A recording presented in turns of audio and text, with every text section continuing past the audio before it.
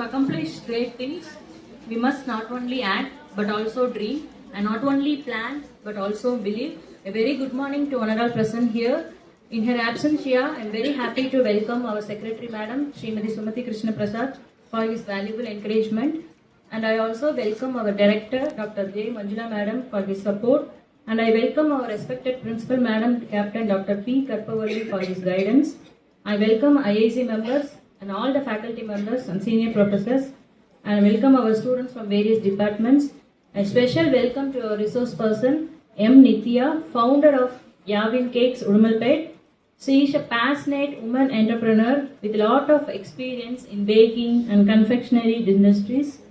She worked as a TV channel anchor and served as an admin in IT company, Ariwork designer, and having many skills, business skills, leadership quality, creativity and management abilities. She started her journey in 2022 by baking cakes. From small beginning turns into a big vision. Once again, I welcome you, ma'am. I welcome you all of the participants. Thank you. We extend our sincere thanks to Dr. K. Manimegalai ma'am for her thoughtful welcome address. The voice of inspiration, our esteemed resource person, M. Nithya ma'am, home baker and entrepreneur, is now invited to sharing her expertise with us. Ma'am, now the stage is yours.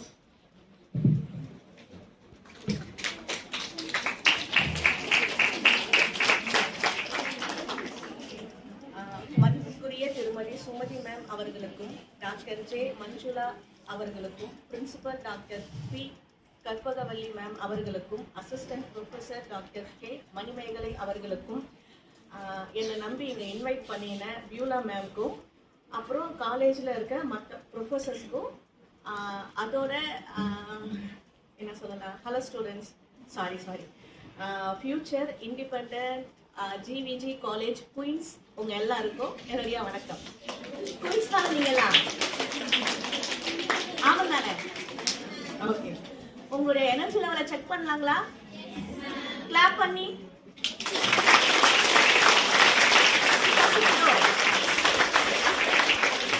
Okay, super. நீங்க எல்லாரும் third year ஸ்டூடெண்ட்ஸ்ல? Okay. ஆக்சுவலா third year ஸ்டூடெண்ட்னா என்ன ஞாபகம் வரும்? உங்களுக்கு என்ன பயம் வரும் தேர்ட் இயர் ஸ்டூடெண்ட்ல? ஓகே. எல்லா செமஸ்டர்லயும் பாஸ் ஆகணும், அரியர்ஸ்லாம் வந்து கிளியர் பண்ணிடணும், அதுக்கப்புறம் பிளேஸ்மெண்ட் கிடைக்கணும், அதுவும் நல்ல கம்பெனியில நல்ல சேலரியோட, அதுவும் நாம நினைச்ச ஒரு நல்ல சிட்டில வந்துட்டு பிளேஸ்மெண்ட் கிடைக்கணும், ஜாப் கிடைக்கணும்னு யோசிப்போம். ஓகேங்களா? அப்படியெல்லாம் யோசிச்சுட்டு வெளியில வந்துட்டு நம்ம ஜாலியா வந்துட்டு ரிலாக்ஸா சுத்திட்டு இருப்போம். ஆனா உள்ளுக்குள்ள ஒரு பயத்தோட இருப்போம். பொதுவா சொல்லுவாருல்ல வடிவேலு, பேஸ்மெண்ட் ஸ்ட்ராங்கு, நீங்களே சொல்லுங்க, பாடி ஸ்ட்ராங்கு, பேஸ்மெண்ட் கொஞ்சம் வீக்குன்னு. அது மாதிரி நம்ம எல்லாருமே வந்துட்டு வெளியில எந்த ஃபியரையும் காட்டிக்காத ஜாலியா சுத்துவோம் இல்லையா? அதே மாதிரிதான் நானும் அங்க இருந்து அந்த இடத்துல இருந்து இப்போ இந்த ஸ்டேஜுக்கு வந்திருக்கேன்னா அதுக்கு மெயின் ரீசன் வந்துட்டு என்னுடைய confident with consistency. Confident okay ma'am, அது என்ன கன்சிஸ்டன்சி? நாங்களும் கான்ஃபிடென்ட்டோட தான் வந்துட்டு இந்த தேர்ட் இயர் வரைக்கும் வந்திருக்கோம். எப்படியும் வந்து நாங்க வந்துட்டு பிளேஸ்மெண்ட் ஆயிடுவோம் அப்படிங்கிறது கண்டிப்பா கான்ஃபிடென்ட் தான். அது இருந்ததுனால தான் உங்களால தேர்ட் இயர் வரைக்கும் வர முடிஞ்சது. ஆனா கன்சிஸ்டன்சின்றது அது வந்துட்டு லைஃப் லாங் கண்டினியூ பண்ணனா மட்டும்தான் ஒரு ஆண்டர்பிரினரா சக்சஸ் ஆக முடியும். நான் அந்த ஜேர்னில ஃபர்ஸ்ட் லெவல்ல இருக்கேன். இன்னும் என்னுடைய சக்சஸை வந்துட்டு நான் ரீச் பண்ணல, ஆனா கண்டிப்பா கூடிய சீக்கிரத்துல ரீச் பண்ணிடுவேன். அந்த ஜேர்னியை பத்தி தான் உங்களுக்கு கொஞ்சமா ஷேர் பண்ணலான்னு இருக்கேன். போர் அடிச்சா சொல்லிடுங்கப்பா. ஓகே? தூக்கம் வருதோ? ஜாலியா இருக்கா? சூப்பர். இப்ப பொதுவா வந்துட்டு பெண்கள்ல வந்துட்டு மல்டி டாஸ்கிங் எல்லாம் பண்ணுவோம். ஆமா தானே? நம்மளால நிறைய விஷயத்த வந்துட்டு ஒரே சேம் பேரலல் டைம்ல பண்ண முடியும். ஆமா தானே? கேட்கலையே, எனக்கு வயசாயிடுச்சா, காது சரியா கேட்கறது இல்ல. ஆமாவா? சோ அப்படி வந்துட்டு வீட்டையும் பார்த்துப்போம், பிள்ளைங்களை பார்த்துப்போம், கல்யாணத்துக்கு அப்புறம் வயசான மாமியார் மாமனாரை பார்த்துப்போம், பினான்சியலை பார்த்துப்போம். இது எல்லாத்தையும் பார்த்துக்கிறேன். நம்மளால ஒரு கம்பெனியை ஆரம்பிச்சு ஒரு பிராண்டை உருவாக்க முடியாதா? என்ன முடியாதா? முடியும்ல. சோ அந்த கான்ஃபிடென்ட் வேணும் இல்லையா? ஆனா பொதுவா சொல்லணும்னா ஒரு பெண் தான் வந்துட்டு ஒரு பெண்ணுக்கு தடையா இருக்காங்க அப்படின்னு நான் நம்புறேன். ஸோ எக்ஸாம்பிள் சொல்லணும்னா இப்போ நம்ம வீட்லயே வந்துட்டு அப்பா கிட்ட வந்துட்டு அப்பா நான் இதை பண்ண போறேன், நான் இங்க வெளியில போறேன், ஸோ வர்றதுக்கு கொஞ்சம் லேட் ஆகும் அப்படின்னு சொன்னா அப்பா என்ன சொல்லுவாரு, ஓகேம்மா பார்த்து போயிட்டு வாங்க, ஏதாவது ஒரு பிரச்சனைனா இன்ஃபார்ம் பண்ணுங்க அப்படின்னு சொல்லுவாங்க. அதுவே அம்மாட்ட கேட்டா போகக்கூடாது அப்படின்னு சொல்லுவாங்க. அதுவே நம்மளுடைய அண்ணனோ தம்பியோ கேட்டா அந்த பெர்மிஷன் வந்துட்டு அவங்களுக்கு சீக்கிரமா கிடைச்சிடும். ஏன் இந்த டிஃபரன்ஸ்னா, அங்கேயே வந்துட்டு ஒரு பெண்ணுனா யாருமே போகக்கூடாதுங்கிற நிலைமை மாறி பெண்ணுனா போகக்கூடாது, ஒரு ஆணுனா போகலாம் அப்படிங்கிற நிலைமை அங்கேயே வந்துட்டு ஒரு பெண்ணால ஸ்டார்ட் ஆகுது. இந்த பிரச்சனை எல்லாத்தையும் உடைச்சிட்டு இப்போ உங்க முன்னாடி நான் வந்து நிக்கிறேன். என் பேரு எம் நித்யா, யாவின் கேக்ஸோட ஃபவுண்டர்.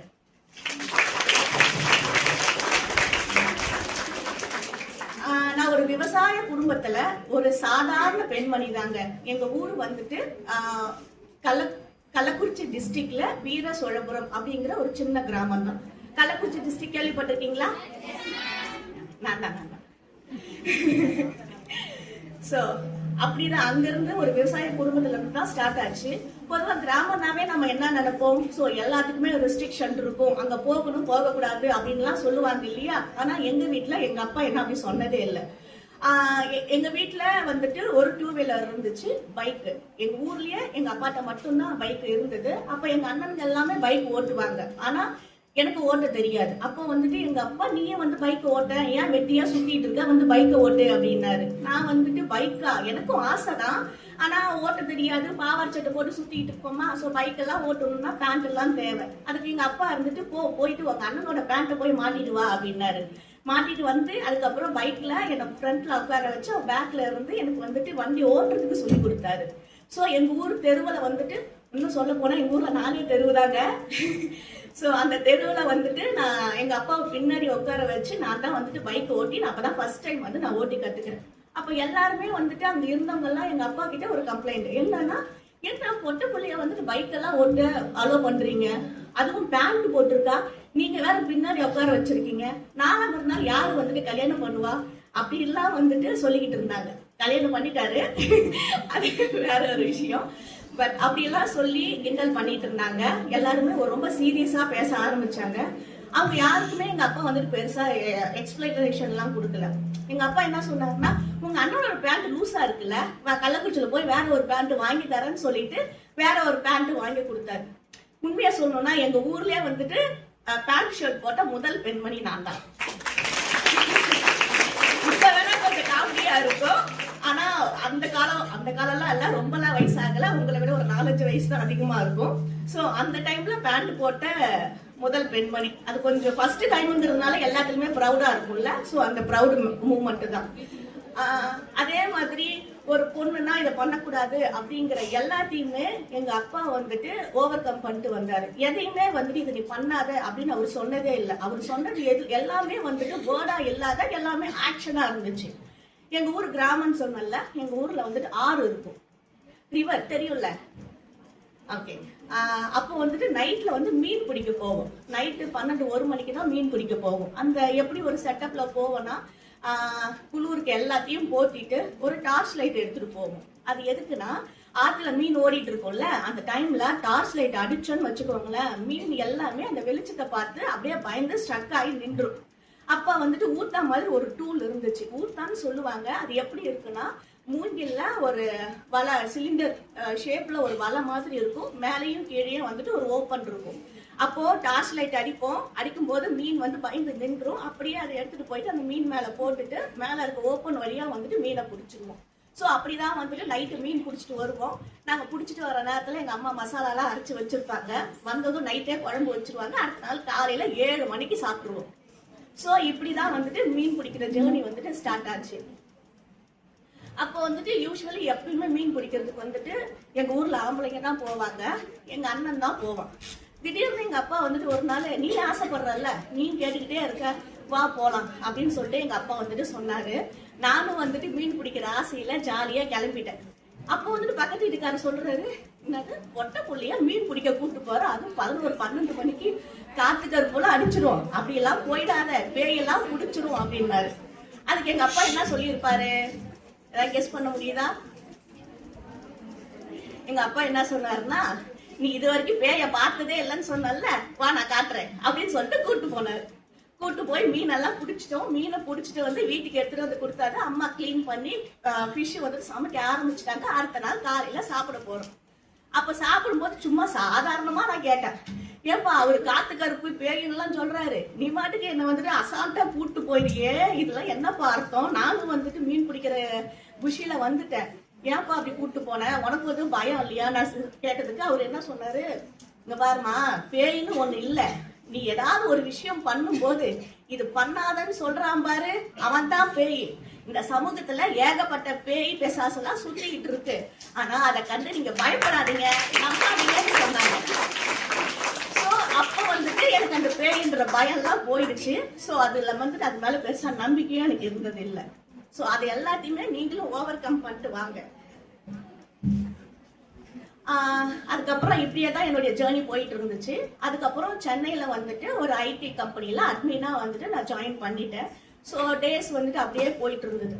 பொதுவா என்னுடைய ஸ்கில்லா நான் யோசிக்கிறது என்னன்னா, நான் நல்லா பேசுவேன், நல்லாலாம் பேச மாட்டேன், பயங்கரமா மொக்க போடுவேன். ஸோ அந்த மொக்கெல்லாம் போடுறதுனால எனக்கு வந்து டிவி சேனல்ல ஒரு ஆங்கர் வாய்ப்பு கிடைச்சிது கள்ளக்குறிச்சியில. அதுல வந்து நான் ஒரு 3 இயர் ஒர்க் பண்ணேன். உங்களுக்கு டைரக்டர் முருகதாஸ் தெரியுமா?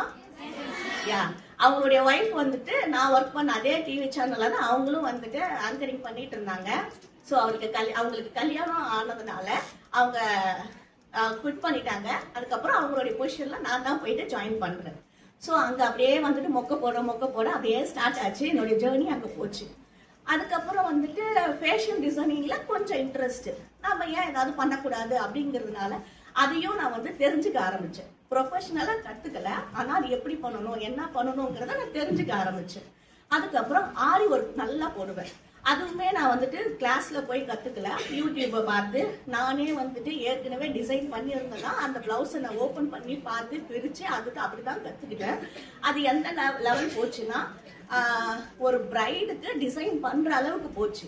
ஸோ அது நான் கண்டினியூவா அதனால ஏர்ன் பண்ண ஆரம்பிச்சேன். ஆனா இது எதுவுமே நான் ப்ரொஃபஷனலா கத்துக்கல. ஸோ இப்படியே போயிட்டு இருந்துச்சு. அதுக்கப்புறம் சொல்லவா வேணும், கோவிட்னு ஒன்று வந்துச்சு. ஆமாவா? அந்த கோவிட் வந்துட்டு எல்லாருடைய லைஃப்லயும் ஒரு சேஞ்சஸ் கொடுத்த மாதிரி என்னுடைய லைஃப்லயும் ஒரு சேஞ்சஸ் கொடுத்துச்சு.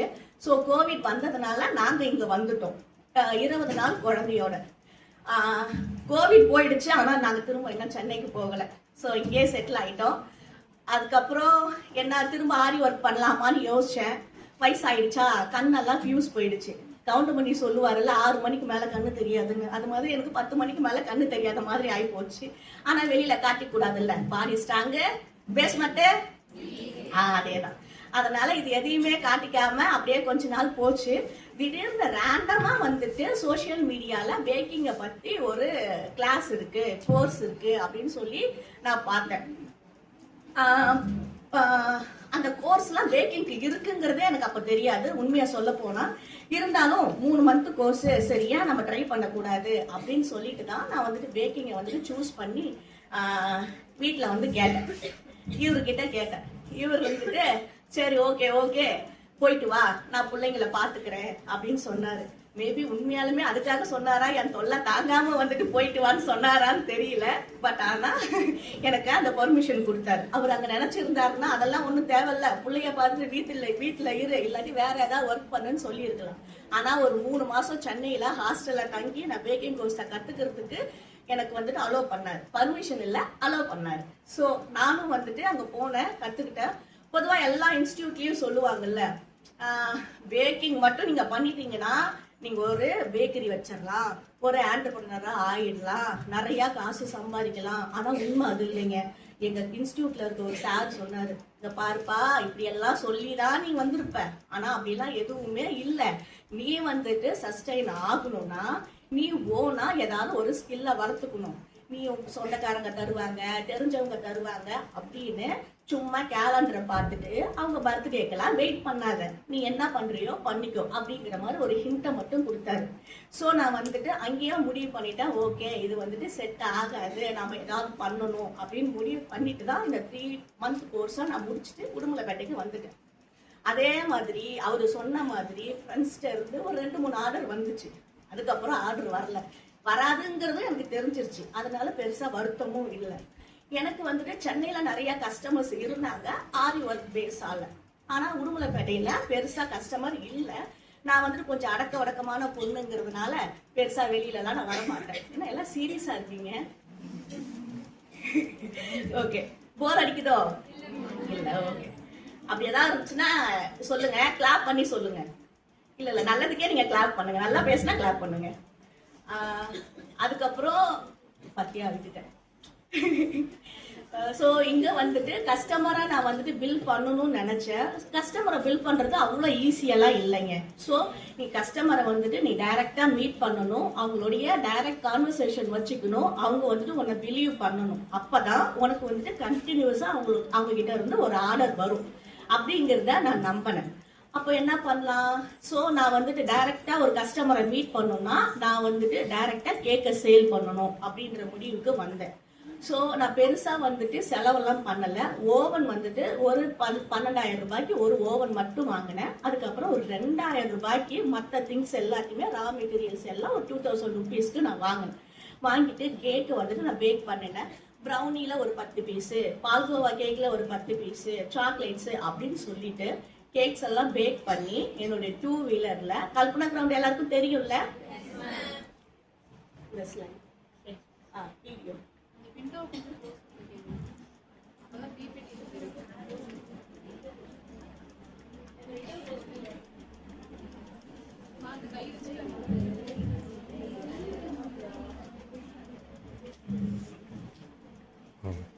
இதுதான் என்னுடைய ஃபர்ஸ்ட் டே வந்து வீடியோ. போட்டோ இப்படிதான் வந்துட்டு மைக் கேட்க மாட்டேங்குது. இப்படிதான் என்னுடைய ஃபர்ஸ்ட் டே ஜேர்னி வந்துட்டு ஸ்டார்ட் ஆச்சு. கேக்ஸ் மட்டும் கொஞ்சமா எடுத்துட்டு போயிட்டு 2 வீலர்ல நின்றுட்டு இருந்தேன். ஸோ உண்மையா சொல்லணும்னா ஃபர்ஸ்ட் டே வந்துட்டு ஒரு கேக் கூட சேல் ஆகலைங்க. நிஜமாவே ஆகல. திரும்ப ரிட்டர்ன் வீட்டுக்கு வந்துட்டேன். ஸோ செகண்ட் டே வந்துட்டு எடுத்துட்டு போனேன். அப்போ எல்லாருமே வந்து ஜஸ்ட் இது என்னம்மான்னு சொல்லிட்டு பார்த்தாங்க. ஜூலெல்லாம் போயிட்டு நம்ம மிருகத்தை பார்ப்போம்ல, கைண்ட் ஆஃப் அப்படிதான் பார்த்தாங்க. ஸோ நாமளும் அதெல்லாம் தொடச்சிட்டு திரும்பவும் 3rd நாள் வந்துட்டு போனேன். ஸோ சின்ன சின்ன என்கொயரிஸ்லாம் வர ஆரம்பிச்சுது. ஸோ கேக்ஸ் வந்துட்டு ஒரு சிலர் வந்துட்டு வாங்க ஆரம்பிச்சாங்க, சாப்பிட்டாங்க, அவங்களுக்கு பிடிச்சிது. அப்படியே அடுத்தடுத்த லெவலா வந்துட்டு கொஞ்சம் கொஞ்சமா டெவலப் ஆகிட்டே இருந்துச்சு. கொஞ்சம் கொஞ்சமா வாங்க ஆரம்பிச்சாங்க, பிடிச்சது. ரிப்பீட்டட் கஸ்டமர்ஸும் வர ஆரம்பிச்சாங்க. ஆனா நான் நினைச்ச அளவுக்கு வந்துட்டு இந்த சேல் வந்துட்டு போகல. ஏன்னா நான் இதை விட ஆரி ஒர்க்ல நிறையவே ஏர்ன் பண்ணிட்டு இருந்தேன். ஆனா நான் வந்துட்டு சாட்டிஸ்ஃபைடா ஆகுற அளவுக்கு வந்துட்டு எனக்கு ஒரு இன்கம் வரல. நான் அதனால நிறைய இடத்துல வந்துட்டு ட்ரை பண்ணியிருக்கேன். இது வந்துட்டு பாத்தீங்கன்னா திருமூர்த்தி மலையில நான் வீக்கெண்டு கார்ல போய் அங்க சேல் பண்ணிட்டு இருந்தேன். அதுக்கப்புறம் வந்துட்டு இங்க ஐஸ்வர்யா நகர்ல, காந்தி நகர்ல, ஏன் மாரியம்மன் கோவில் திருவிழால கூட நான் வந்துட்டு டேபிள் போட்டு கேக்லாம் சேல் பண்ணியிருக்கேன். ஆனா அப்படி இருந்துமே சாட்டிஸ்ஃபைடா ஒரு சேல்ஸ் வந்துட்டு எனக்கு அங்க நடக்கவே இல்லை. ஸோ இதுக்கப்புறம் இது வந்துட்டு டேபிள் போட்டு ஸ்டார்ட் பண்ணதுக்கு அப்புறம் எடுத்த போட்டோஸ். ஸோ டேபிள்ல வந்துட்டு இப்படிதான் கேக் வந்துட்டு சேல் பண்ணிக்கிட்டு இருந்தேன். அப்போ எல்லாரோட லைஃப்லயும் ஒரு தேவ தூதன் வருவாங்கல்ல. மேபி உங்களை யாருக்கெல்லாம் நான் தேவ தூதனா இருக்க போறேன்னு தெரியல. ஸோ இருந்தா ரொம்ப சந்தோஷம். ஸோ என்னுடைய லைஃப்லயும் ஒரு தேவ தூதன் வந்தாங்க. அவங்க எப்படி இருந்தாருன்னா அவங்க கிட்ட விங்ஸ் அது மாதிரி எல்லாம் இல்லை. ஒரு வந்துட்டு பழைய டிவிஎஸ் 50ல ஒரு மல்லிகை கடையில மூட்டை தூக்கி போடுற ஒரு மாதிரி தான் அவர் இருந்தாரு. அவர் வந்து என்கிட்ட வந்துட்டு கேட்க வந்துட்டு ரொம்ப நேரம் உத்து பார்த்தாரு. உத்து பார்த்து இது என்னமான்னு கேட்டாரு. ப்ரௌனிங்க என்ன அப்படின்னா அப்படின்னாரு. இல்லைங்க, ப்ரௌனினா ஒரு கேக்கு சாக்லேட்ல செய்யறது அப்படின்னு. அதுக்கு சாக்லேட்டே கொடுத்துடலாம்ல, சாக்லேட்ல எதுக்குமா கேக்கு செய்யறேன் அப்படின்னாங்க. ஸோ அவர்கிட்ட என்ன பண்றது, நானும் வந்துட்டு ஏதோ எக்ஸ்பிளைன் பண்ணேன். அவர் என்ன கடைசியா சொன்னார்னா, ஏமா போய் கிரவுண்டுக்கு முன்னாடி கேக் விற்கிறியே, உனக்கு வேற இடமே கிடைக்கலையா, உனக்கு கேக் விற்கிறதுக்கு கிரவுண்டு தான் கிடைச்சுதா அப்படின்னாரு. எனக்கு வந்துட்டு அதுக்கு என்ன பதில் சொல்றதுன்னே தெரியல. நான் வந்துட்டு ரொம்ப அமைதியாயிட்டேன். சரி போமா அப்படின்னு சொல்லிட்டு ரொம்ப சலுப்பா அவர் ஃபீல் பண்ணி கிளம்பி போனாரு. அவர் ஃபீல் பண்ணி போனதுக்கு அப்புறம் தான் எனக்கு ஃபீல் ஆச்சு. ஏன்னா அந்த இடத்துல நான் வந்துட்டு சேல் பண்ணிட்டு இருக்கும்போது நிறைய பேர் வந்துட்டு நெகட்டிவாவும் ஃபீட்பேக் கொடுத்துருக்காங்க, பாசிட்டிவாவும் ஃபீட்பேக் கொடுத்துருக்காங்க. ஸோ அது எதையுமே நான் வந்துட்டு காதுல நான் எடுத்துக்கவே இல்லை. ஏன்னா அது அவங்களுக்கு வந்துட்டு பேசுறதுக்கு மட்டும்தான் தெரியும், அவங்களால பேச மட்டும்தான் முடியும். ஆனா என்ன மாதிரி கிரவுண்டுக்கு முன்னாடி துணிச்சலா தைரியமா நின்று கேக் சேல்ஸ் பண்ண தெரியாது. ஸோ அதனால அவங்க பேசிட்டு போயிட்டோன்னு சொல்லிட்டு நான் எதையுமே மைண்ட்ல எடுத்துக்கல. ஆனா அவங்க சொன்ன விஷயம் இருக்குல்ல, அது ரொம்ப உருட்டிக்கிட்டே இருந்துச்சு. நம்ம என்னமோ தப்பு பண்றோமோன்னு சொல்லிட்டு ரொம்ப யோசிச்சுக்கிட்டே இருந்தேன். அப்போ ஒரு விஷயம் நான் புரிஞ்சுக்கிட்டேன். என்னன்னா, கேக் வந்துட்டு ஒரு கைண்ட் ஆஃப் லக்ஸுரி ஐட்டம் இல்லையா? ஸோ அது வந்துட்டு க்ரௌட்ல இருக்க பீப்புள் வந்துட்டு என்னுடைய கஸ்டமர் இல்லை. க்ரௌட்ல இருக்கிறவங்க வந்துட்டு நான் போண்டா பஜ்ஜி கடை நான் போட்டா அது வேணா சேல் ஆகும். இது வந்துட்டு ஒரு கைண்ட் ஆஃப் லக்ஸுரி ஐட்டம்ஸ் வந்துட்டு வாங்குறவங்க அந்த கூட்டத்தில் இருக்க க்ரௌடா இருக்க மாட்டாங்க அப்படிங்கிறத நான் புரிஞ்சுக்கிட்டேன். சரி, லொக்கேஷனை மாத்தலாம் அப்படின்னு சொல்லிட்டு தான் தலி ரோடு தெரியுமா உங்களுக்கு? தலி ரோட்ல எங்க வீட்டுக்கு பக்கத்துலயே நான் வந்துட்டு சின்னதா டேபிள் போட்டு தான் சேல் பண்ணினேன். அதுக்கு முன்னாடி இருந்த போட்டோ தான் அது. அந்த டேபிள் போட்டு சேல் பண்ணும்போது நான் அன்னைக்கு எடுத்துட்டு போன எல்லா கேக்குமே சேல் ஆயிடுச்சு. அப்பதான் ஒரு விஷயம் புரிஞ்சுக்கிட்டேன். ஒரு விஷயம் பண்ணினா மட்டும் பத்தாது, அதை நாங்க எங்க பண்றோம், எப்படி பண்றோம், எது மாதிரி பண்றோங்கிறது முக்கியங்கிறத நான் புரிஞ்சுக்கிட்டேன். ஸோ அப்படியே அங்க இருந்து நான் டேபிள் வந்துட்டு போட்டு நிறைய கேக்லாம் சேல் ஆரம்பிச்சேன். ஒரு கட்டத்துல வந்துட்டு என்னால வெரைட்டி ஆஃப் கேக்ஸ் வந்துட்டு கொடுக்க முடியல. ரொம்ப கம்மியான கேக் தான் கொடுக்க முடிஞ்சது. ஏன்னா சைஸ் வந்துட்டு சின்ன டேபிளுங்கிறதுனால. ஸோ அடுத்த கட்டமா நம்ம போகணும், நிறைய வெரைட்டிஸ் வந்துட்டு எல்லாருக்கும் கொடுக்கணும். 3 வருஷம் வச்சு 3 மாசம் வேற கஷ்டப்பட்டு படிச்சிருக்கோம்ல, நம்ம திறமையெல்லாம் வெளியில காட்டணும்ல. ஸோ அதுக்காக நான் வந்துட்டு ஒரு டெசர்ட் கார்ட் மாதிரி ஒன்று பிளான் பண்ணோம். அதுக்கான டிசைன் தான் இது எல்லாமே இவர் தான் வரைஞ்சாரு. ஸோ எப்படி வரைஞ்சோமோ அதே மாதிரி எங்களுடைய ஃபுட் கார்ட்டை வந்துட்டு நாங்கள் டிசைன் பண்ணிட்டோம். ஸோ பண்ணிட்டு இதுதான், இதை பார்த்துருக்கீங்களா? தலி ரோட்ல விஏவி ஸ்கூலுக்கு ஆப்போசிட்ல தான் ஆப்போசிட் பக்கத்துல வாட்டர் டேங்க் இருக்கு இல்லையா, அதுக்கு பக்கத்துல தான் இது இருக்கு. கண்டிப்பா வந்து பாருங்க. இது ஒரு கைண்ட் ஆஃப் ப்ரொமோஷன் தான். சோ வருவீங்க நான் நம்புறேன். வருவீங்களா? கண்டிப்பா வாங்க. 6 o'clock வந்துட்டு ஓபன் பண்ணுவோம். நைட்டு 10 வரைக்கும் இருக்கும். கண்டிப்பா வாங்க. என்னோட கேக்ஸ் எல்லாம் சாப்பிட்டு பார்த்துட்டு உங்களுடைய ரிவ்யூ கொடுங்க. ஓகே? சோ இப்படியே ஸ்டார்ட் பண்ணினது இதுல இருந்து சூப்பரா ரன் ஆயிட்டு இருக்கு. இதுல இருந்து நிறைய பிரீமியம் கஸ்டமர்ஸ் எல்லாம் வந்துட்டு ரெகுலரா வாங்க ஆரம்பிச்சாங்க. எனக்கு நிறைய கஸ்டமர்ஸ் வந்துட்டு எனக்கு இந்த ஷாப் மூலியமா கிடைச்சாங்க. அது மட்டும் இல்லாத என்னுடைய செகண்ட் பிரான்ச்சும் வந்துட்டு தாராபுரம் ரோட்ல குழம்பு கடை இருக்கா, அதுக்கு பக்கத்துல என்னுடைய செகண்ட் பிரான்ச்சையும் நான் ஓபன் பண்ணியிருக்கேன். தாராபுரம் ரோட்ல இந்த இடத்துல தான் என்னுடைய செகண்ட் பிரான்ச் ஓபன் பண்ணியிருக்கேன். கண்டிப்பா நீங்களாம் சப்போர்ட் பண்ணீங்கிற நம்பிக்கையில நீங்க எல்லாரும் உங்களுடைய சீனியர்ட்டையும் ஜூனியர்ட்டையும் சொல்லிடுங்க. சொல்லிட்டு இங்க வர சொல்லுங்க. உங்களுக்கு எல்லாத்துக்கும் ஒரு ப்ரொமோஷனல் கோடு ஒன்னு கொடுக்குறேன். அந்த கோடு யூஸ் பண்ணீங்கன்னா உங்களுக்கு ஆஃபர் இருக்கு. ஓகேவா? சோ இப்படிதான் என்னுடைய ஜேர்னி போயிட்டு இருக்கு. ஆக்சுவலா நான் நினைச்ச சக்சஸ் வந்து நான் ரீச் பண்ணல. சோ இது வந்துட்டு சக்சஸ் ஸ்பீச் அப்படின்ட்டுலாம் இல்ல. என்னுடைய ஜேர்னில சக்சஸ் ஜேர்னில நான் ஃபர்ஸ்ட் 2 படிக்கட்டை எடுத்து வச்சிருக்கேன். சோ உங்களாலையும் அது பண்ண முடியும், நீங்களும் ஒரு ஸ்டெப் எடுத்து வைங்க அப்படின்ற என்னுடைய ஜேர்னியை ஷேர் பண்ற விஷயமா தான் நான் இங்க பேச வந்திருக்கேன். இப்ப பொதுவா சொல்லுவாங்கல்ல, பொண்ணுன்னா அழகா இருக்கணும், அடக்க உடக்கமா இருக்கணும், அமைதியா இருக்கணும். அதுக்கப்புறம் இந்த விஷயத்த சொல்லிடுறேன். இந்த ஃபுட் கார்ட் மட்டும் இல்லாம இது எல்லாமே வந்துட்டு நாங்க ஒரு கம்பெனிக்கு இந்த கேக்ஸ்லாம் வந்துட்டு நாங்க டிஸ்பிளே பண்ணியிருந்தோம். டெசர்ட் கார்ட் மாதிரி. இப்போ வெட்டிங்லாம் போனா பஃபே மாதிரி நாங்க டெசர்ட்ஸையும் வந்துட்டு இப்படி கொடுக்க ஆரம்பிச்சோம். அது வந்துட்டு உடுமலைப்பேட்டையிலே நான் தான் ஃபர்ஸ்ட் கொடுக்க ஆரம்பிச்சேன். இது வந்துட்டு வெட்டிங்ல, ஸோ நிறைய வெட்டிங்ல வந்துட்டு நாங்க டெசர்ட்ஸும் வந்துட்டு நாங்க கொடுக்க ஆரம்பிச்சோம். ஸோ இந்த ஜேர்னியும் வந்துட்டு சூப்பரா சக்சஸா போயிட்டு இருக்கு. இதுதான் வந்துட்டு எங்களுடைய லோகோ அண்ட் மெனு. ஸோ நிறைய ஐட்டம்ஸ் இருக்கும். வாங்க வந்து கண்டிப்பா சப்போர்ட் பண்ணுங்க. இப்போ இது எல்லாமே வந்துட்டு ப்ரௌனி. யூஸ்வலா ப்ரௌனினா சும்மா ஸ்லாப் மாதிரி தான் கொடுப்பாங்க. நாங்க அப்படியெல்லாம் கொடுக்காத ப்ரௌனியே வந்துட்டு ஒரு டிசைனா பண்ணி பர்த்டேக்கு நாங்க கொடுக்குற மாதிரி ஒரு ஃபர்ஸ்ட் நான் தான் இனிஷியேட் பண்ணினேன். அதனால இப்போ ப்ரௌனி வந்துட்டு பர்த்டேக்கு ஆர்டர் பண்ணி வாங்குற அளவுக்கு நிறைய பேர் இன்ட்ரெஸ்ட் காட்டுறாங்க. ஸோ அதுல ஒரு சில பிக்ஸ் தான் இது. ஸோ கண்டிப்பா உங்களாலையும் முடியும். பொதுவா ஒரு பெண்ணா அழகா இருக்கணும், அடக்க உடக்கமா இருக்கணும், அமைதியா இருக்கணும் அப்படின்லாம் சொல்லுவாங்கங்க. அப்படிலாம் இருக்க வேண்டிய அவசியம் எல்லாம் இல்லை. ஏன்னா அதெல்லாம் ஒரு காலத்துல எக்ஸ்பிரி ஆயிடும். நான் கல்யாணம் ஆகுறதுக்கு முன்னாடி வந்துட்டு 45 கிலோல இருந்தேன். இப்ப பாருங்க ஒரு 5 கிலோ ஏறிட்டேன், அவ்வளவுதான். பட் இருந்தாலும் வந்துட்டு அதெல்லாம் எக்ஸ்பிரி ஆகுற ஒரு விஷயம் தான். அது வந்துட்டு நிலைக்காது. ஆனா நம்ம கிட்ட இருக்க நம்பிக்கை இருக்குல்ல, நம்மளுடைய திறமை இருக்குல்ல, அது யாராலையுமே எதுவுமே பண்ண முடியாது. ஸோ இதெல்லாம் நம்ம மேல தப்பு இல்லை. நம்ம காலகாலமா நம்மளுடைய அம்மா பாட்டி எல்லாம் நம்பினதுக்கான ஒரு தப்பு தான் இது. இதெல்லாம் உடைச்சிட்டு வந்தாதான் இப்படி ஒரு வெற்றியை அடைய முடியும் அப்படிங்கறத நான் நம்புறேன். முயற்சி பண்ணி தோந்து போறதுல வந்துட்டு தப்பே இல்லைங்க. ஆனா முயற்சியே பண்ணாத, இதை பண்ணுனா யாராவது ஏதாவது சொல்லுவாங்களோ என்னமோ சொல்லுவாங்களோ அப்படின்னு நினைச்சிட்டு முயற்சியே பண்ணாத இருக்கும். அதுதான் தப்புன்னு சொல்றேன். யாரா சொன்னா சொல்லிட்டு போட்டுமே, என்ன ஆக போகுது? அதுவுமே உங்களுக்கு வந்துட்டு ஒரு ப்ரொமோஷனல் தாங்க.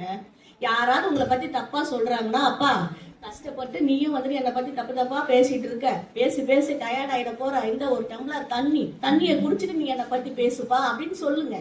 இது வந்துட்டு உங்களை பத்தி பாசிட்டிவோ நெகட்டிவோ, உங்களுக்கு காசே இல்லாத செலவே இல்லாத ஒரு ப்ரொமோஷன் அங்க நடந்துட்டு போகட்டுமே.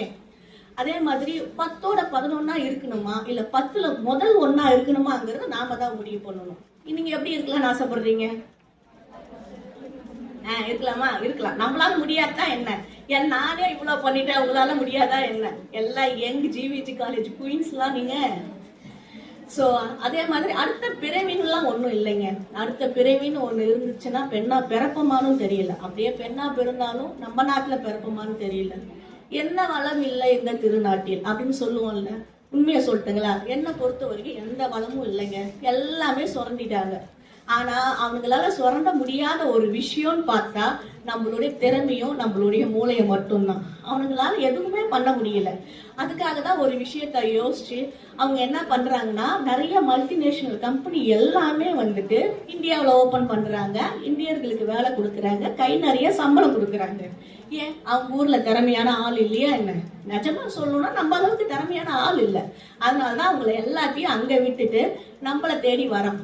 அவனுக்கு தெரியுது இந்தியால இருக்கிறவன் திறமையானவன், அவனுக்கு நிறைய மூளை இருக்கு, திறமையான விஷயம்லாம் அவன் பண்ணுவான் அப்படின்னு எங்கேயோ இருக்க நாட்டுக்காரனுக்கு தெரியுது. இங்க வந்து கம்பெனியை உருவாக்குறான். நமக்கு தெரியாதா என்ன? நம்ம தெரிஞ்சுக்கிறதே இல்லை. முதல்ல அதான் தெரிஞ்சுக்கணும்னு நான் நினைக்கிறேன்.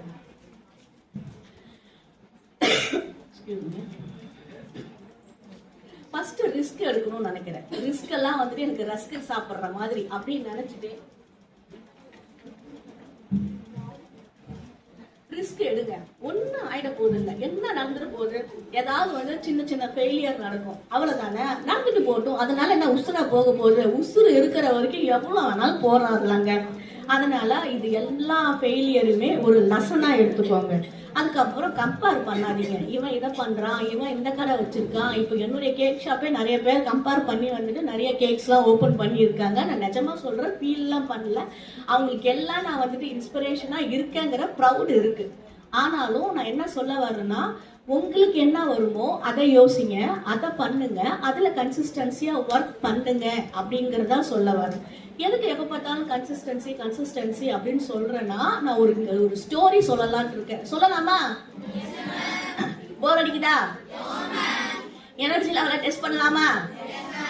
ஓகே, எங்க கிளாப் பண்ணுங்க.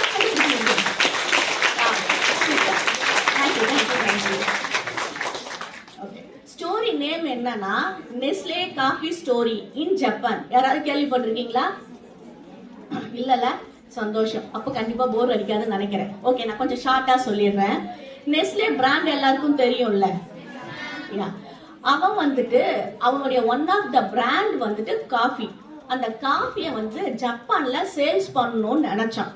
அதுக்காக நிறைய அட்வர்டைஸ்மெண்ட் பண்ணா, ப்ரொமோஷனல் ஆக்டிவிட்டி பண்ணனா, என்னென்னமோ செஞ்சான். ஆனா அவனால அவனுடைய காஃபி பிராண்ட சக்சஸா ஜப்பான்ல கொண்டு போக முடியல. அதுக்கு ரீசன் என்ன? அதுக்கு ரீசன் என்னன்னா, ஜப்பான்ல இருக்க மக்கள் எல்லாருமே காஃபிய குடிக்க மாட்டாங்க. அவங்களுக்கு பிடிச்சது டீ. கரெக்ட். தெரியுமா? இந்த விஷயம் மட்டும் தெரியுமா, இல்ல அந்த ஸ்டோரியே தெரியுமா? என்னப்பா? இல்ல கேக்கல, வயசாயிடுச்சுரா.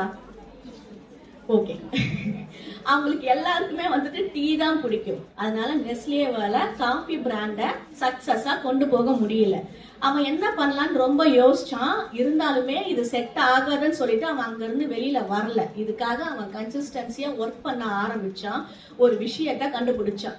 இந்த ஜெனரேஷனை நம்மளால எதுவும் பண்ண முடியாது, சோ அதனால நம்ம நெக்ஸ்ட் ஜெனரேஷனை தான் டார்கெட் பண்ணணும் அப்படின்னு நினைச்சான். அவனுடைய நெக்ஸ்ட் ஜெனரேஷன் யாரு?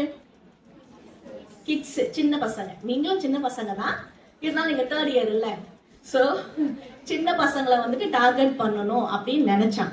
அதனால நெஸ்லே வந்துட்டு காஃபில நிறைய கேண்டியும் சாக்லேட்டும் செய்ய ஆரம்பிச்சு இந்த கிட்ஸுக்கெல்லாம் அவைலபிளா ஆக்குனா. எல்லாருக்கும் வந்துட்டு கேண்டி கொடுக்கறதுனால பசங்களுக்கு கேண்டி பிடிச்சி போய் அந்த கேண்டியை வந்துட்டு நிறைய பேர் கன்சியூம் பண்ணி சாப்பிட அவங்களுக்கு எல்லாருக்குமே கேண்டியோட காஃபியோட ஃபிளேவர் வந்துட்டு ரொம்ப பிடிச்சி போச்சு. ஸோ அவங்க அதனால கேண்டியோட சேல்ஸும் வந்துட்டு அவங்களுக்கு ஜாஸ்தியா ஆச்சு. அப்புறம் இந்த பசங்களும் வளர வளர அவங்க யாருமே டீய விரும்பி குடிக்கல, அதுக்கு மாறா காஃபிய விரும்பி குடிச்சாங்க. ஸோ இப்போ வந்துட்டு நெஸ்லேவுடைய காஃபி பிராண்டும் அவங்க நினைச்ச அளவுக்கு டாப்ல ரீச் ஆகி சக்சஸ் ஆயிடுச்சு. ஸோ இந்த விஷயத்த அவன் பண்றதுக்கு அவனுக்கு கிட்டத்தட்ட 15 வருஷம், அதாவது ஒரு ஜென்ரேஷன் வரைக்கும் அவன் கன்சிஸ்டன்சியா ஒர்க் பண்ணியிருக்கான். அதுக்காக அவன் வெயிட் பண்ணி என்ன பண்ணணுமோ அதை பண்ணியிருக்கான். ஸோ இதுதான் இந்த கன்சிஸ்டன்சியா ஒரு விஷயம் பண்றதுக்கான சக்சஸா நான் நினைக்கிறேன். அதனாலதான் எப்ப பார்த்தாலுமே நீங்க கான்பிடென்டா இருக்கிறதோட கன்சிஸ்டன்சியாவும் இருங்க அப்படின்றதையும் நான் சொல்றேன். அதுக்கப்புறம் பிசினஸ் ஸ்டார்ட் பண்றதெல்லாம் ரொம்ப பெருசா செலவுலாம் ஆகாதுங்க. ஏன்னா இது வந்துட்டு உங்களுடைய ஓன் ப்ராடக்டை வச்சு நீங்க ஓனா உங்களுடைய ஸ்கில்ல வச்சுதான் நீங்க பண்ண போறீங்க. அதனால ஃபர்ஸ்ட் ஸ்டார்டிங்ல இருந்தே ஆரம்பிங்க. எனக்குலாம் நான் 2000 ரூபாய் தான் ஸ்டார்டிங்ல செலவு பண்ணினேன். ஸோ அந்த காசு வச்சு என்ன கேக் செய்ய முடியுமோ அதை மட்டும் செஞ்சேன். அதுக்கு வர லாபத்தை நான் அப்படியே சேர்த்து வச்சு நான் இன்ஸ்டியூட் சேர்றதுக்கு நான் செலவு பண்ண இல்லையா, அந்த காசு எல்லாத்தையுமே ரீஃபண்ட் பண்ண ஆரம்பிச்சேன். ஸோ அதுக்கு அப்புறம் தான் அடுத்த ப்ராடக்ட் அடுத்த டூல்ஸே நான் வாங்க ஆரம்பிச்சேன். ஸோ இப்படிதான் நான் வந்துட்டு எனக்கு எவ்வளவு வருமானம் வருதோ அந்த வருமானத்தை நான் சேவ் பண்ணி அதுல இருக்கிற ஒரு சொல்ப காசை தான் வந்து வச்சு நான் அடுத்த ப்ராடக்டே வாங்குறதுக்கு நான் யோசிச்சேன். இப்படிதான் வந்துட்டு என்னுடைய ஜேர்னி வந்துட்டு எங்க ஸ்டார்ட் ஆச்சு. ஆனா இந்த பிசினஸ் வந்துட்டு பண்ணணும்னா ஒரு ஸ்ட்ராங்கா டிசிஷன் எடுக்கணும். என்னால பண்ண முடியும், உங்களால முடிஞ்சா நீங்க வந்துட்டு சப்போர்ட் பண்ணுங்க, அப்படி இல்லையா விடுங்க. யாருடைய சப்போர்ட் எனக்கு தேவையில்லை, என்னால பண்ண முடியுன்ற ஸ்ட்ரென்த் அந்த கான்பிடென்ட்டோட இருந்தா போதுங்க. ஒரு பெண் வந்துட்டு ஏர்ன் பண்ணா வச்சுக்கோங்களேன், அந்த ஏர்னிங் வந்துட்டு ஒரு குடும்பத்தோட growth மட்டும் இல்ல, அது வந்துட்டு ஒரு ஜெனரேஷனோட growth. அது வந்துட்டு உங்களுக்கு இப்ப தெரியாது, நீங்க வந்துட்டு எப்ப வந்துட்டு ஏர்ன் பண்ண ஆரம்பிக்கிறீங்களோ அப்போ உங்களுக்கு கிடைக்கிறதுக்கான மதிப்பும் மரியாதையும் நிறைய இருக்கும். ஸோ அதனால ஏர்ன் பண்ண ஸ்டார்ட் பண்ணுங்க. அவ்வளோ ஈஸிலாம் இல்லை ஒரு பிஸ்னஸ் ஸ்டார்ட் பண்றதுக்கு. என்னடா இப்படியும் பேசுற அப்படியும் பேசுறான்னு பாக்குறீங்களா? நீங்க நினைச்சா அது ஈஸி தான். ஆனா ஏன் ஈஸி இல்லைன்னு சொல்றேன்னா, ஒரு கம்பெனில போயிட்டு நம்ம ஒர்க் பண்றோம்னா ஒரு சேலரி கிடைக்கும். ஒரு மாசம் ஃபுல்லா ஒர்க் பண்ணுவோம், மந்த் எண்டு வந்துட்டு சேலரி கிடைச்சிடும். ஸோ அதை நம்ம செலவு பண்ணுவோம், அடுத்த மாசம் போவோம், வேலை செய்வோம், சேலரி கிடைச்சிடும். ஆனா ஒரு பிசினஸ் வந்துட்டு ஸ்டார்ட் பண்றது அப்படி இல்லை. சேலரி வந்துட்டு வராது, ஒரு நாள் பிசினஸ் நடக்கும், ஒரு நாள் நடக்காது. அதுக்கப்புறம் வந்துட்டு நிறைய கஷ்டப்படணும், உழைக்கணும். ஸோ நம்ம வந்துட்டு தூங்கலான்னு தூக்கம் வரும், அந்த நேரத்துல தான் எனக்கு ஒரு ஆர்டர் வரும். ஸோ இது எல்லாத்தையுமே ஸ்கிப் பண்ணணும். அதுக்கப்புறம் நிறைய ரிஸ்க் எடுக்கணும், நிறைய டவுட் படுவாங்க. என்னத்த நீ செஞ்சுட்டு போற, ஒன்னாலாம் முடியாது, ஏன் கஷ்டப்படுற, வெளியில வா, போய் ஒரு வேலைக்கு போ, நீ சம்பாரி அப்படின்லாம் சொல்லுவாங்க. ஆனா நீங்க உங்களை மட்டும் டவுட் பட்டுடாதீங்க. யார் என்ன வேணாலும் டவுட் படட்டும், ஆனா நீங்க வந்துட்டு உங்க மேல டவுட் படாத நீங்க அடுத்த கட்டத்துக்கு நீங்க போக வேண்டிய இடத்துலதான் நீங்க இருக்கீங்க. ஏன்னா நீங்க வந்துட்டு ஜிவிஜி காலேஜ் குயின்ஸ், கரெக்ட். இப்படி நானும் ஒர்க் பண்ணதுல நான் ஒரு விஷயம் புரிஞ்சுக்கிட்டது என்னதான், என்னுடைய லெசன் என்ன அப்படின்னு சொல்லும்போது அந்த க்ரௌட்ல இருக்க பீப்புள்ஸ் வந்துட்டு என் கேட்க வாங்க மாட்டாங்கிற லெசனை நான் கத்துக்கிட்டேன். அதே மாதிரி நீங்க ஒரு விஷயம் பண்ணும்போது நிறைய ஃபெயிலியர் வரும் இல்லையா, அந்த ஃபெயிலியர் எல்லாத்துலயுமே நீங்க ஒரு விஷயத்த லேர்ன் பண்ண முடியும். அதுதான் வந்துட்டு உங்க சக்சஸ் படிக்கிறதுக்காக முதல் ஸ்டெப்பா இருக்கும். இது சக்சஸ் வந்துட்டு ஒரு பெரிய ஜம்ப்லாம் இல்லை, எப்படியாவது கஷ்டப்பட்டு ஜம்ப் பண்ணிட்டா சக்சஸ் கிடைச்சிரும்டா அப்படின்லாம் இல்லை. நீங்க யோசிச்சு பாருங்களேன், நம்ம 12th படிக்கும் போது எல்லாரும் என்ன சொல்லுவாங்க, அடே 12th மட்டும் நீ படிச்சு பாஸ் ஆயிட்டனா போதும்டா, நீ வந்துட்டு எல்லாத்தையும் அச்சீவ் பண்ண மாதிரி தான், எல்லாம் கிடைச்சிரும்டா அப்படின்னு சொல்லுவாங்க. நாங்களும் மாங்கு நெஞ்சில குத்திட்டு படிச்சிருக்கோமா? படிப்போம். படிச்சு முடிச்சதுக்கு அப்புறம் அப்பெல்லாம் நமக்கு மதிப்பு மரியாதை எல்லாம் ஜாஸ்தியா இருக்கும். எந்த சொந்தக்காரங்களையும் வீட்டுக்கு விட மாட்டாங்க, நாம வெளியில எங்கேயும் போக மாட்டோம். நைட் ஆனா டீ காஃபி வரும், நமக்கு ஃபேனு ஏசி எல்லா செட்டப்பையும் போட்டு வச்சு எல்லா நல்ல மரியாதையோட நடத்துவாங்க. அது எப்போ 12th எக்ஸாம் முடியிற வரைக்கும். முடிஞ்சதுக்கு அப்புறம் ஒரு வயல நம்மளை கண்டுக்க மாட்டான், நாம சுத்த வேண்டியதுதான். அதுக்கப்புறம் காலேஜ், எப்படியாவது கஷ்டப்பட்டு ஒரு நல்ல காலேஜை குடிச்சிட்டேன்னா அவ்வளவுதான்டா, லைஃப் செட்டில் அப்படின்னுவாங்க. ஆனா அது உண்மையா? நல்ல காலேஜ்ல சேர்றது உண்மைதான். ஆனா நல்ல காலேஜ்ல பெஸ்டா நம்ம அதுல இருந்து பிளேஸ்மெண்ட் கிடைச்சாதான் உங்களுக்கு நல்ல கம்பெனில வேலை கிடைக்கும் அப்படின்னு அடுத்த குண்டை தூக்கி போடுவாங்க. அதே மாதிரி அங்கேயும் நம்ம நல்லா படிச்சு நல்ல மார்க் எடுக்க வேண்டிய சுச்சுவேஷன்லாம் இருப்போம். அப்புறம் நல்ல கம்பெனில போய் வேலையும் கிடைச்சிருச்சு. அங்கேயும் வந்துட்டு ஏகப்பட்ட போட்டியெல்லாம் இருக்கும். அங்க வந்துட்டு நீங்க நிறைய வந்துட்டு எஃபர்ட் போட்டு நல்லா ஒர்க் பண்ணா மட்டும்தான் உங்களுக்கு அடுத்த ப்ரொமோஷன் கிடைக்கும்.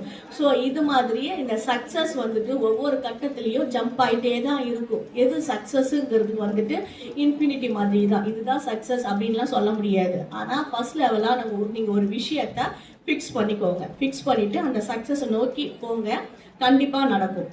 சின்னதா ஸ்டார்ட் பண்ணுங்க, ஸ்டார்ட் ஸ்மால். அதுக்கப்புறம் லேர்ன் டெய்லி ஒரு விஷயத்த லேர்ன் பண்ணிக்கோங்க. அதுக்கப்புறம் இம்ப்ரூவ் 1% எவ்ரிடே. பெருசாலாம் ஒரே நாள்லாம் இம்ப்ரூவ் பண்ண முடியாது. 1% ஒரு நாளைக்கு இம்ப்ரூவ் பண்ணாவே போதும். இப்போ பொதுவா காலேஜ்ல வந்துட்டு குரூப் அசைன்மெண்ட்லாம் ஒருத்தவன் தான் பண்ணுவாங்க. ஆனா பிசினஸ்ல அப்படி இல்லை. நாம தான் அந்த பிசினஸ டீம் ஒர்க்கா நாம தான் மாத்தணும். அந்த டீமை நாம தான் உருவாக்கணும். அந்த டீமை நாம தான் லீட் பண்ணணும். அதே மாதிரி காலேஜ்ல பாஸ் மார்க் எடுத்தா போதும். ஆனா பிசினஸ்ல வந்துட்டு பாஸ் மார்க் எடுத்துட்டோம், இது போதும் அப்படின்னு நிறுத்திட்டோம்னு வச்சுக்கோங்களேன், அவ்வளவுதான். அடுத்தது நம்ம அங்கேயே வந்துட்டு மஷ்ரூம் ஆயிடுவோம். ஸோ மஷ்ரூமா ஆகக்கூடாது. நம்ம வந்துட்டு ஆலமரமா ஆகணும்னா கண்டிப்பா வந்துட்டு பிசினஸ்ல ஒர்க் பண்ணி தான் ஆகணும். அதுக்கப்புறம் பிஸ்னஸ் வந்துட்டு எனக்குமே ரொம்ப ஸ்மூத்தாலாம் போகலை. நானும் நிறைய விஷயத்த ஃபேஸ் பண்ணியிருக்கேன். நிறைய பிரச்சனை வந்திருக்கு. ஈவன் எங்கள் வீட்டில் இப்போ வரைக்குமே வந்துட்டு நான் சொன்ன மாதிரி ஒரு பெண் தான் பெண்ணுக்கு தடைங்கிற மாதிரி எனக்குமே இந்த இஷ்யூஸ்லாம் இருந்துக்கிட்டு தான் இருக்குது. ஸோ நான் அதெல்லாமே தாண்டி தான் வந்திருக்கேன். நிறைய பேர் கேட்டிருக்காங்க, என்ன கேக்கெல்லாம் ஒரு பெரிய விஷயமா? யார் இந்த கேக்கு கொடுக்க மாட்டா, யாரும் செய்ய மாட்டா? உடுமலைப்பேட்டையில கேக்ஸா இல்லையா என்ன? எத்தனை காலமா பேக்கரிஸ்லாம் இருக்கு, அங்கெல்லாம் போகாதான் நீ என்ன பெருசா கொடுத்துட போற அப்படின்லாம் கேட்டிருக்காங்க. ஸோ அவங்களுக்கு எல்லாத்துக்கிட்டையுமே வந்துட்டு பதில் சொல்ல வேண்டிய சுச்சுவேஷன் எனக்கு தேவை இல்லை. சொல்லி எக்ஸ்பிளைன் பண்ண வேண்டிய அவசியமும் இல்லைன்னு நான் நினைச்சுக்கிட்டேன். ஸோ நான் எப்படி யோசிச்சேன்னா, என்னுடைய சக்சஸ் இருக்குல்ல, அது எல்லாமே தான் அவங்களுடைய ஆன்சரா இருக்கும்னு நான் நினைச்சேன். ஸோ நான் சக்சஸ் ஆனதுக்கு அப்புறம் யாரெல்லாம் வந்துட்டு இப்படி சொன்னாங்களோ அவங்க எல்லாருமே என் கேக்ஸை சாப்பிட்டு சூப்பரா இருக்குன்னு சொல்லிட்டு நிறைய கேக்ஸ் ஆர்டர்லாம் கொடுக்குறாங்க. அதனால நீங்களும் வந்து கேக்ஸ்லாம் சாப்பிட்டு நிறைய ஆர்டர்ஸ்லாம் கொடுக்கணும், ஓகேவா? ஸோ ஆனால் ஒரு விஷயம் மட்டும் நினைச்சேன், கேக் வந்துட்டு பெஸ்டா கொடுக்கணும். என்னுடைய கேக் தான் இந்த ஊர்லயே பெஸ்டா இருக்கணுங்கிறதுல நான் ரொம்ப தீவிரமா இருந்தேன். அதே மாதிரி என்னுடைய கேக்ஸ் தான் இங்க நான் உண்மையா சொல்றேன் பெஸ்டா இருக்கு. அதை நான் ரொம்ப ப்ரௌடாகவும் கர்வமாகவும் சொல்றேன். ஸோ எல்லாமே பெஸ்டா பண்ணா பெஸ்டா கிடைக்குங்கிற எக்ஸாம்பிள் இதுதான். அது நம்ம ப்ராடக்ட் மேல நம்ம கான்ஃபிடென்ட் வச்சிருக்கணும். அந்த கான்ஃபிடென்ட் மட்டும் இல்லைங்க, அது மாதிரி நம்ம செஞ்சு காட்டணும். அப்பதான் நம்ம வந்துட்டு ஒரு பிராண்டையே உருவாக்க முடியும். என்னுடைய பிஸ்னஸ் வந்துட்டு ஒரு சின்ன ஆர்டர், சின்ன வீட்டில் இருந்து தான் ஃபர்ஸ்ட் ஆர்டர் வந்துட்டு ஸ்டார்ட் ஆச்சு. ஆனால் இப்போ என்னால் இந்த ஸ்டேஜில் இருந்து சக்ஸஸ் ஸ்பீச் கொடுக்க முடியிற அளவுக்கு நான் வந்திருக்கேன்னா, அதோட 2வது பிரான்ச்சும் நான் ஆரம்பிச்சிருக்கேன்னா அதுக்கு என் பொருள் மேலே இருந்த கான்ஃபிடென்ட் தான்.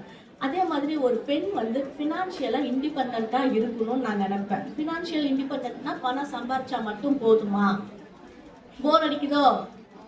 ஏன் கொஸ்டின் கேளுங்க. இல்லையா? என்னம்மா? ஓ, ப்ரொமோஷனல் கோடா? சொல்றேன்.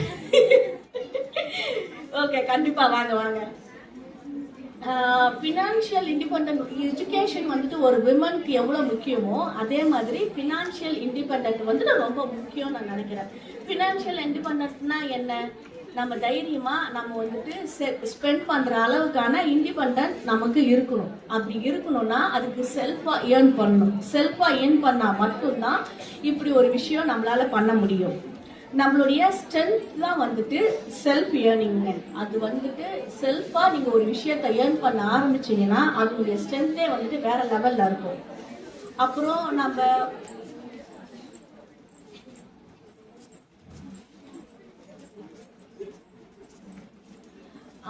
ஒரு பெண் வந்து எப்பயுமே ஒரு ஆணை டிபெண்ட் பண்ணி தான் இருக்கணும் அப்படின்னு நினைச்சிட்டு இருந்த நம்ம அம்மா காலத்தை தாண்டி பெண்ணா ஏன் டிபெண்டா இருக்கணும், அப்படிலாம் இருக்க வேண்டிய அவசியம் இல்லையே அப்படின்னு என்னுடைய ஜெனரேஷன் வந்துட்டு தட்டி தட்டி இந்த சமூகத்துல ஒரு விரிசலை உண்டு பண்ணிடுச்சு. ஒரு விரிசலை உடைக்கிறது ரொம்ப ஈஸி தானே? இப்போ அந்த விரிசலை உடைக்க வேண்டிய ஸ்டேஜ்ல தான் நீங்க இருக்கீங்க.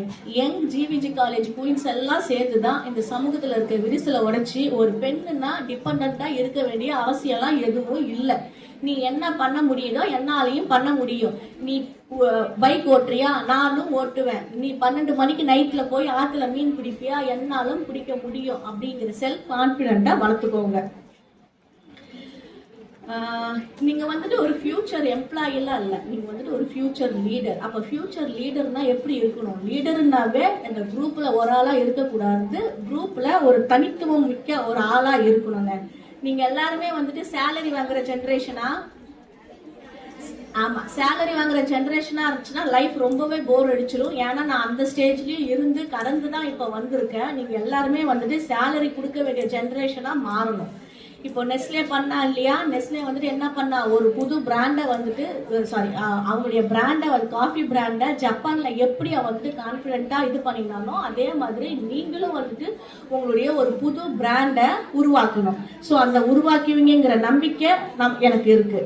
நம்ம எல்லாம் சாதாரண ஒரு குடும்பத்துல பிறந்ததுனால நம்ம சாதாரணமா இருக்கணும்னு அவசியம் இருக்கா என்ன? இல்ல. நம்ம பிறந்தது வேணா நம்ம கையில இல்லாம இருக்கலாம், ஆனா சாகுறதோ நம்மளுடைய எண்டோ வந்துட்டு நம்ம கையில தான் இருக்கு. நம்ம எப்படி இருக்க போறோம், எப்படி நம்மளுடைய முடிவு இருக்குங்கிறத நாம தான் டிசைட் பண்ணணும். ஸோ சாதாரணமாலாம் இருக்க வேண்டிய அவசியம்லாம் இல்லைங்க. அதுல இருந்து வெளியில வாங்க. ப்ராப்ளம் ஆனா என்னன்னு தெரியுமா, நம்ம யாருன்னே நமக்கு தெரியாது, நமக்கு என்ன வேணுங்கிறதும் தெரியாது. ஃபர்ஸ்ட் வந்துட்டு நீங்க யாரு, உங்களுக்கு என்ன வேணுங்கிறத ஃபர்ஸ்ட் நீங்க புரிஞ்சுக்கோங்க. அதை புரிஞ்சுக்கிட்டீங்கன்னாவே நீங்க பாதி அளவு சக்சஸ் ஆன மாதிரி தான். உங்களால முடியாதுங்கிற இடத்துல இருந்து என்னால முடியாதுன்னா எவனாலையும் முடியாது, ஏன் முடியாது அப்படிங்கிற மாதிரி கொண்டு வாங்க. இது வந்துட்டு இந்த பிசினஸ் எப்படி கொண்டு போகலாம் அப்படின்னு யோசிச்சீங்கன்னா ஒரு சின்ன ஸ்மால் ஸ்டார்ட்ல இருந்து ஆரம்பிங்க. பெருசா நிறைய எல்லாம் ஸ்பெண்ட் பண்ண தேவையில்ல. உங்களுடைய ஸ்கில்ஸ் என்னன்னு ஃபர்ஸ்ட் கண்டுபிடிங்க. அந்த ஸ்கில்ஸை வச்சு ஏதாவது பிசினஸ் பண்ண முடியுமான்னு யோசிங்க. இப்பதான் நிறைய சோசியல் மீடியாலாம் வந்துருச்சு. ஸோ நீங்கள் உங்களுடைய ஸ்கில்ஸை வந்துட்டு டெவலப் பண்ணணும்னா அது மூலயமாவே நீங்கள் டெவலப் பண்ணலாம். அதுக்கப்புறம் வந்துட்டு மார்க்கெட்டை வந்துட்டு எப்படி இருக்குங்கிறத அனலைஸ் பண்ணுங்க. இதில் வந்துட்டு என்னன்னா ஒவ்வொரு கஸ்டமரும் ஒவ்வொரு மாதிரி இருப்பாங்க. நம்மளால வந்துட்டு கணிக்கவே முடியாது இவங்க இப்படியா அப்படின்ட்டு. ஸோ அந்த அளவுக்கு வந்துட்டு நிறைய சர்ப்ரைஸ் எல்லாமே நான் பார்த்துருக்கேன். சொல்லணும்னா அது வந்துட்டு ஒரு 2 மணி நேரம் ஆகும்னு வச்சுக்கோங்களேன். கண்டிப்பாக அடுத்த சக்ஸஸ் மீட்டுக்கும் வருவேன். நீங்க அப்போல்லாம் வந்துட்டு பிஜியில் போயிருப்பீங்க. அப்படி இல்லாட்டி நீங்களும் என் கூட சேர்ந்து பேசுவீங்கிற நம்பிக்கை எனக்கு இருக்கு. ஸோ அதுக்கப்புறம் வந்துட்டு எதையுமே எமோஷ்னலா முடிவு எடுக்காதீங்க, லாஜிக்கா முடிவு எடுங்க. எமோஷ்னலா முடிவு எடுத்தீங்கன்னா நாம வந்துட்டு ரொம்ப டவுன் ஆயிடுவோம். ஸோ லாஜிக்கா இது செட் ஆகுமா ஆகாதாங்கிற லாஜிக் முடிவு தான் வந்துட்டு ரொம்பவே தேவைப்படுது. அதுக்கப்புறம் மணி மேனேஜ்மெண்ட், இது வந்துட்டு ஒரு பிசினஸ்ல ரொம்பவே முக்கியங்க. நமக்கு வர காசு எல்லாத்தையுமே எடுத்து அடுத்தடுத்ததுன்னு சொல்லிட்டு நம்ம செலவு பண்ணிட்டே இருந்தோம்னா திரும்பி பார்க்கும்போது நம்ம கையில எதுவுமே இருக்காது. ஆனா அதுக்காக செஞ்ச வேலை ஜாஸ்தியா இருக்கும். அதனால மணியை வந்துட்டு மேனேஜ் பண்ண கத்துக்கோங்க. சேல் பண்றீங்களா, உங்களுடைய ஸ்கில்ல வந்துட்டு பிசினஸா மாத்தி ஒரு விஷயத்த சேல் பண்றீங்களா, ஓகே, அதுல இருந்து ஒரு அமௌண்ட் வருதா, அதை வந்துட்டு கொஞ்சம் சேவ் பண்ணுங்க. அதுல இருந்து பாதி அமௌண்ட்டை மட்டும் எடுத்து உங்களுடைய அடுத்த லெவலுக்கு வந்துட்டு யூஸ் பண்ணுங்க. அதுக்குன்னு மணிக்குன்ட்டு வந்துட்டு ஒரு புதிய ஒரு அக்கௌண்ட்டை ஓபன் பண்ணி அதுல ரன் பண்ணுங்க.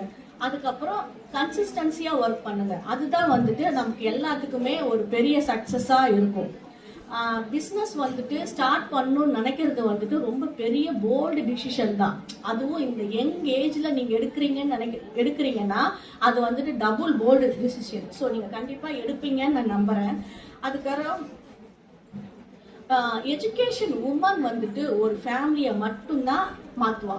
ஆனா ஒரு கான்பிடென்ட் உமன் வந்துட்டு ஒரு சொசைட்டியே மாத்துவா. நீங்க எல்லாம் கான்பிடென்ட் உமன் தானே, கான்பிடென்ட் ஸ்டூடெண்ட் தானே? ஆமான்றவங்க கை தட்டுங்க. சவுண்ட் கம்மியா வருது. கண்டிப்பா மாத்திடுவீங்க, மாத்த முடியும் தானே? ஓகே. ஸோ காலேஜ்ல இருந்து நீங்க ஃபைனல் இயர் முடிச்சுட்டு வெளியில போகும்போது சும்மா ஜஸ்ட் உங்க டிகிரி சர்டிஃபிகேட் மட்டும் எடுத்துட்டு போகாதீங்க. நீங்க வந்துட்டு உங்களுடைய கான்பிடன்ஸை கொண்டு போங்க, உங்களுடைய கரேஜை கொண்டு போங்க, ஒரு நல்ல கேரக்டர்ன்ற பேரை கொண்டு போங்க. அதுக்கப்புறம் நீங்களும் பல பேருக்கு இன்ஸ்பயர் ஆகணும்னா அதுக்கு என்ன பண்ணணுமோ நீங்க ஒரு இன்ஸ்பிரேஷனா போங்க. ஸோ அதுதான் வந்துட்டு நீங்க இந்த காலேஜுக்கு கொடுக்குற ஒரு நல்ல விஷயமா இருக்கும். ஒரு 5 வருஷத்துக்கு அப்புறம் நீங்க எல்லாருமே இந்த க்ரௌடா ஒரு ஆளா இருக்கணும்னு நினைக்கிறீங்களா, இல்லாட்டி அந்த க்ரௌடுல ஆளா இருக்க போறீங்களா அப்படிங்கிற ஜேர்னி வந்துட்டு இங்க இருந்து தான் ஸ்டார்ட் ஆக போகுது. கண்டிப்பா ஸ்டார்ட் ஆகும் நம்புறேன். Believe in your skills. Thank you. ஓகேவா? போர் அடிச்சுதா? ஏதாவது உங்களுக்கு கேள்விகள் கேட்க வேண்டியது இருந்துச்சுன்னா கேட்கலாம். ப்ரமோஷனல் கோடு உங்களுக்கு தனியா சொல்றேன். அதை தவிர ஏதாவது கொஸ்டின் இருக்கா? ஏதாவது கேட்கணுமா? போர் அடிச்சனோ? ஓகே. பாடம் நடத்தல. Okay, thank you. நம்ம நெக்ஸ்ட் மீட்ல பார்க்கலாம். ஷாப்க்கு வந்துருங்க எல்லாரும். இந்த ஆப்பர்ச்சுனிட்டி கொடுத்த எல்லாருக்கும் ரொம்ப நன்றி. Thank you. We extend our sincere thanks to Nithya ma'am. Your wisdom has been the highlight of the event, ma'am. You have enlightened us, women, entrepreneurship and self-belief.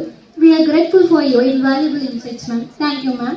Now I call upon P. Preeti from 3rd BSc Zoology to deliver the vote of thanks.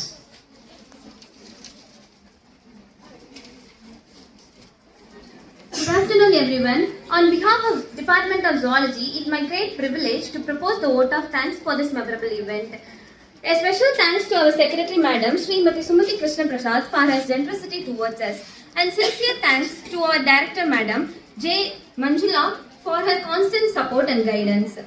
A special heartfelt thanks to our Principal, Dr. K. Karpavalli Ma'am, for your unwavering support and visionary leadership that made this event possible.